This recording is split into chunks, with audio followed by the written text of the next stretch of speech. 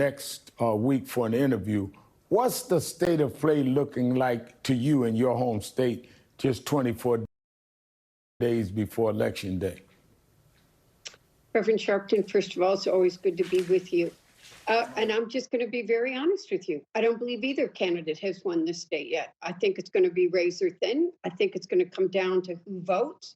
And I think either candidate can win this race right now. And it, quite frankly, is worrying me.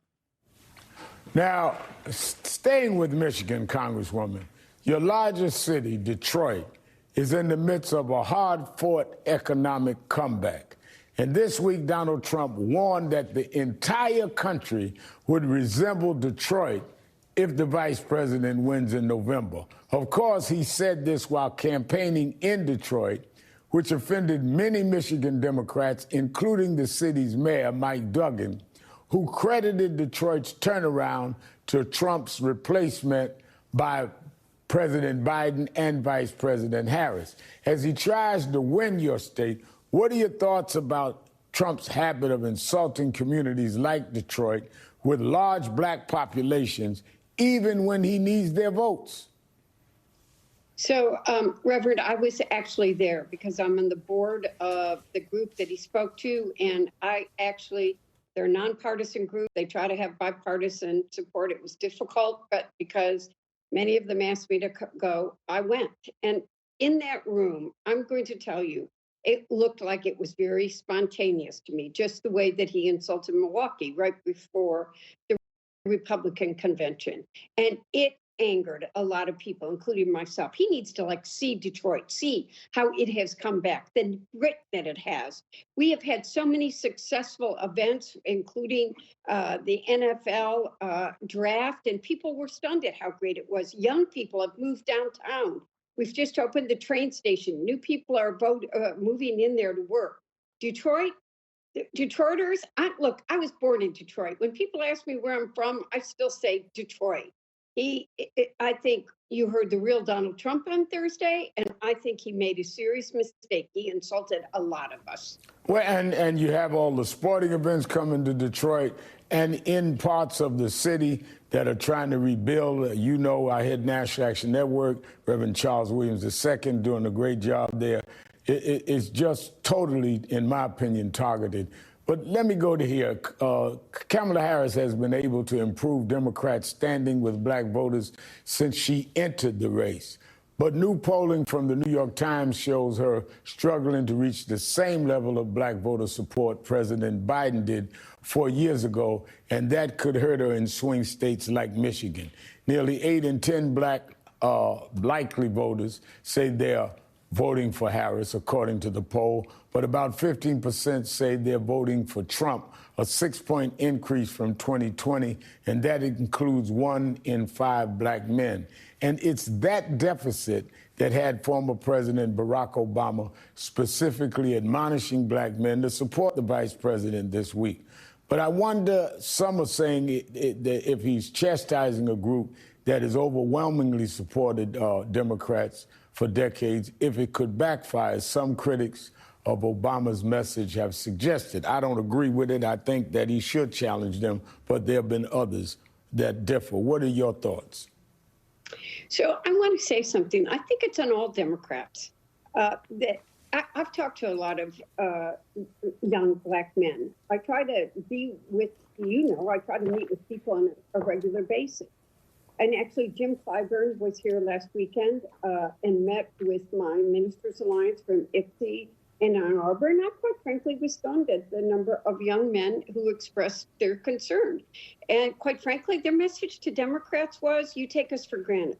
Donald Trump talks to us directly. And Jim Clyburn talked about it in another meeting, how someone had said Donald Trump sent them an economic stimulus check. But then Jim Clyburn went on to give them the nitty-gritty of what the Biden-Harris administration really had done for them. So again, we've got to do a better job of communicating.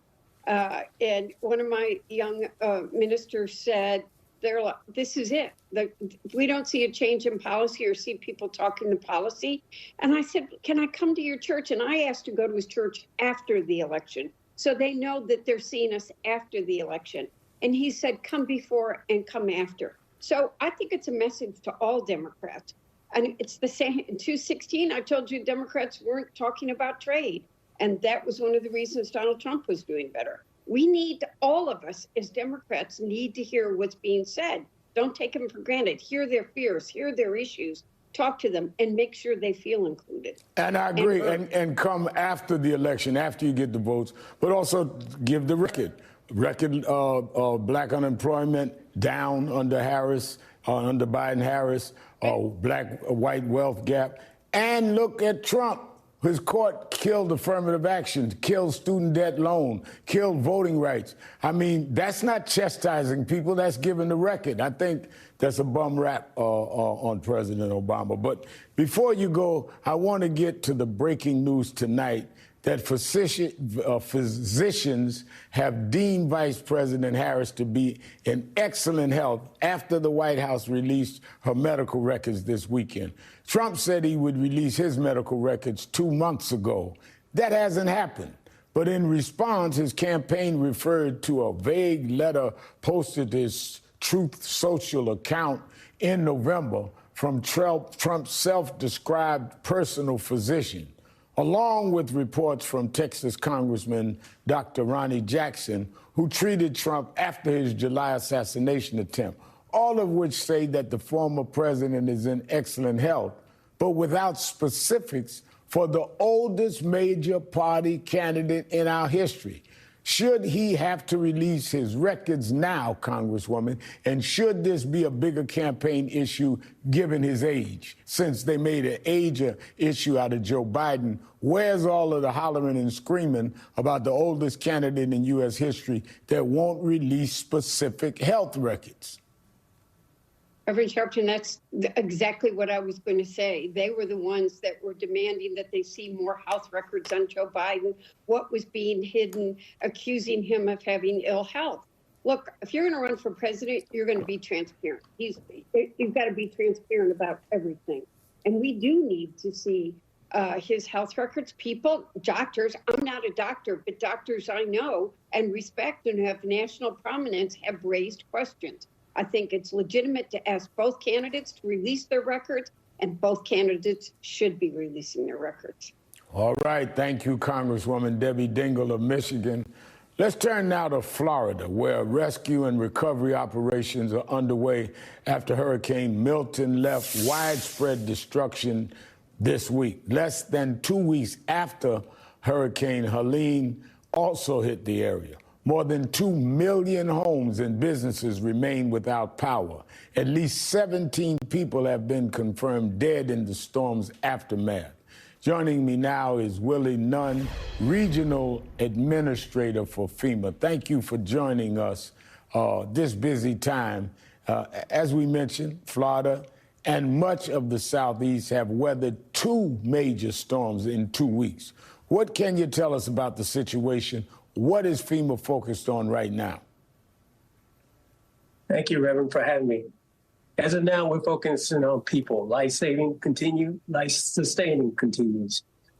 Last night, the president approved a major declaration for 34 counties, including the tribe of the Miccosukee tribal Indian nation.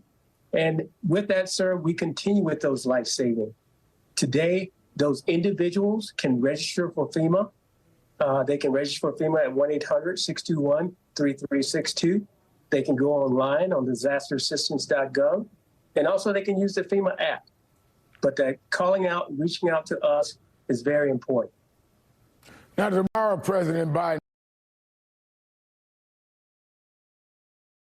will be in Florida, his second visit in 10 days to tour storm-damaged areas in the state. The president has called on Congress to return to Capitol Hill to approve billions of dollars for disaster relief. But Republican Speaker Mike Johnson has said the matter can wait until lawmakers return from vacation in November. Are you confident that FEMA has the resources to handle this historic run of storms and the aftermath? Yes, sir, we're confident. Since the end of last month, the continuing resolution funded us we're capable with people and resources, and we're positioned here in Florida and all across the Southeast for Hurricane Helene and also for Hurricane Milton. And so if we need additional funding, we have processes in place to make sure we have funds set aside for life-saving and life-sustaining. Now, I have to ask you this. Since Helene and Milton wreaked havoc on the Southeast, there have been a flood of misinformation online, such as the claim FEMA has no money because funds were spent on migrants, something that is not true. Some politicians have also mischaracterized the available aid, for example, implying that a $750 payment to disaster victims for their immediate needs represents the only assistance FEMA is providing. I bring up these false rumors because of the very real possibility people will be misled into not seeking the help they desperately need. What is FEMA doing to deal with this issue? Sir, folks are out in these disaster areas as we get access. We have boots on the ground showing that we're there to listen to them, to register them if they can. And also, sir, we make sure that our folks are there with the information that folks need. It's a constant approach, working through the locals, making sure that the folks are talking to the locals that they trust, and we work with those trusted agents to make sure we reach those people. Our job is to reach people where they are, and we'll continue to do that above and beyond the misinformation. Now, another question before I let you go. We know that in times of crisis, disadvantaged communities, black communities, communities of color specifically, are often the most vulnerable. How does FEMA make sure disaster response is equitable, making sure all Americans have access to the same help and assistance as everyone else? Yes, Reverend. We know from years of experience that there's not a one-size-fits-all. We're looking to meet people where they are. Disasters affect people in different communities. We've added different programs to our programs of assistance to make sure that we help people in the immediate aftermath with serious needs, displacement needs, rental assistance, and continuous reach back where they can talk to us for their needs,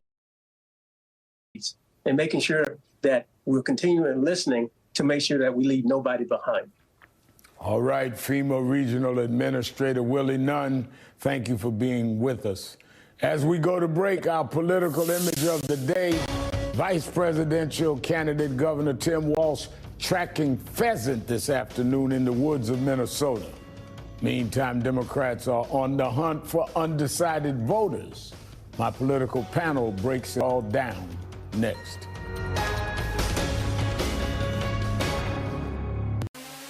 Target Circle Week is here, folks. Get ready for 7 days of big deals. 40% off. Oh, he is cleaning up the savings. 30% off? Yes, please. Well, there you have it. 7 days of big deals. The biggest savings event of the year continues this holiday weekend at More Furniture.